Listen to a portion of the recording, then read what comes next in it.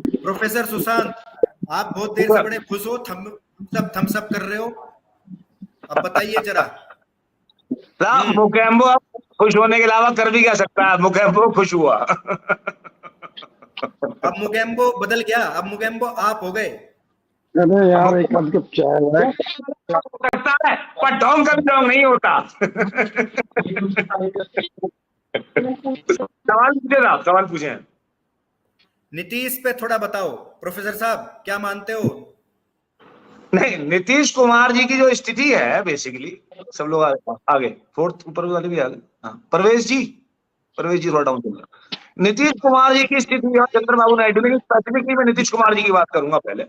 तो नीतीश कुमार जी की जो स्थिति है वो दक्षिण भारत के मंदिरों में देवदासी जैसी है भारत की राजनीति में।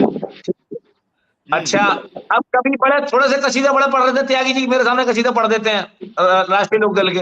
मैं एक बार अपने मित्रों को फोन करें, सांगवान जी को, क्योंकि इलेक्शन कंपेनिंग में उन्होंने भी ये बात कही है कि बात पर प्रधानमंत्री बनाता कि उनका यूटर्न किस तरह होगा। आप जो है ना, मैं आपको ले जाता हूँ शाहजहांपुर और आप अभी कुछ भी कहना जल्दबाजी है। नहीं, नरेंद्र मोदी अगर प्रधानमंत्री बन गए, सुशांत जी, तब क्या करोगे आप? अगर मोदी जी फिर से तीसरी बार प्रधानमंत्री बन गए तब आप क्या करोगे? बागपत से ही तो फिर राजनीति की राह निकली ना, राष्ट्रीय राजनीति की राह।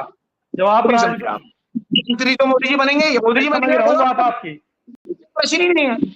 वो तो बनेंगे ही, या तो वो बनेगा कोई और बनेगा, वो तो कोई प्रश्न नहीं है। आपने मेरी बात तो नहीं हो। अब पंकज जी का सवाल थोड़ा स्पष्ट हो। हाँ जी, मेरा सवाल, हाँ, मैं आपको कह रहा हूँ कि मैं आपको ले जा रहा हूँ शाहजहांपुर और आप जा रहे सहारनपुर। सहारनपुर मत जाओ, शाहजहांपुर चलो।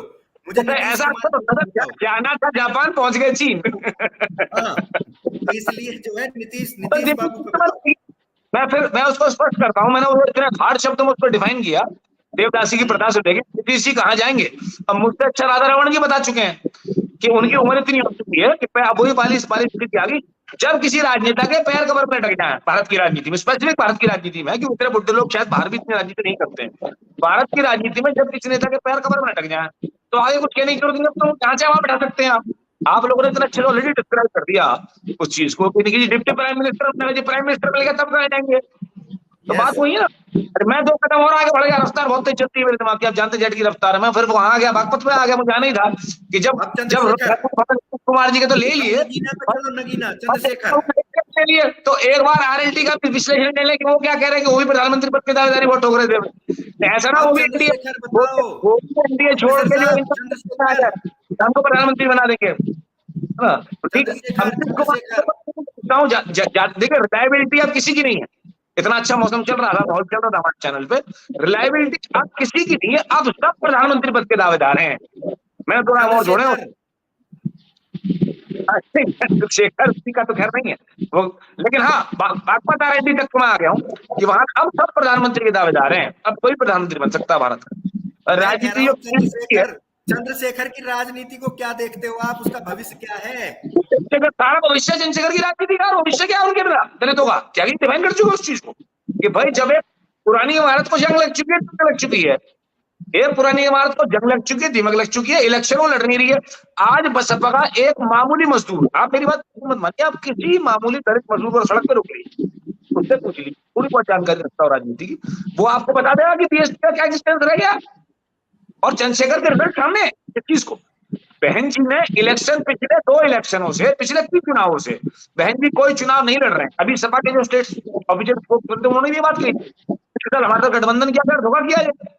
बहन जी पिछले 3 इलेक्शन से कोई चुनाव नहीं लड़ रही हैं। उनकी तरफ से बता चुके हैं लोग, कोई कहता है ए टीम है, बी टीम है, वो बीजेपी की सी टीम है। और ईडी, हमने बताया था कल भी ये बात कि एनफोर्समेंट डायरेक्टर ऑफ एनफोर्समेंट नहीं है, एनफोर्समेंट डायरेक्टरेट, वो डी से चलिए, डी के बाद की। तो बहन जी चुनाव नहीं लड़ रही है, सीबीआई और ईडी लड़ रही है उनकी तरफ से चुनाव। ये बात आज एक आम आदमी जानता है, गोलगप्पे बेचने वाला जानता है, मजदूरी करने वाला जानता है, ठेला लगाने वाला दलित बात को जानता है।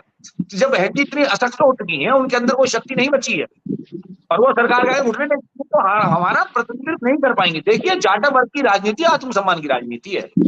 पिछले 15 से 20 साल से आप देखें तो जाटर वर्ग की राजनीति प्रभुत्व की राजनीति है। जब हमारा अपने शीर्ष नेता को हमेशा वो सर उठा के देख के चलना पसंद करते हैं, और चंद्रशेखर ने उस चीज को साबित किया है। जाटा वर्ग इस चीज को कभी बर्दाश्त नहीं करेगा कि उनका शीर्ष नेता कहीं पर भी किसी भी सरकार के आगे जाए घुटने टेकते। अब पिछले 10 से 12 सालों से सबने बहनजी का आचरण नहीं किया। वो सत्ता पक्ष से अपने आप को जेल से बचाने में कामयाब हुई है। तो जाटा वर्ग को न सिर्फ यूपी में, बल्कि यूपी से आसपास लगे हुए क्षेत्रों, बॉर्डर एरियाज में, कुछ उत्तराखंड का एरिया लगता है, कुछ हरियाणा में जनता बहुत बड़ी संख्या में, कुछ और जहां से यूपी के लगते हैं, जाटा वर्ग को आज अपना एक नेता मिल चुका है और चंद्रशेखर ने अपने आप को साबित कर दिया। प्रोफेसर शर्मा ने सवाल किया था बाइफरकेशन अलग अलग बीजेपी और कांग्रेस। बीजेपी प्रोफेसर साहब 240 सीटों पर लीड कर रही है और कांग्रेस 97 सीटों पर लीड कर रही है। ओके, आप मुझसे पूछ रहे हैं इनसे?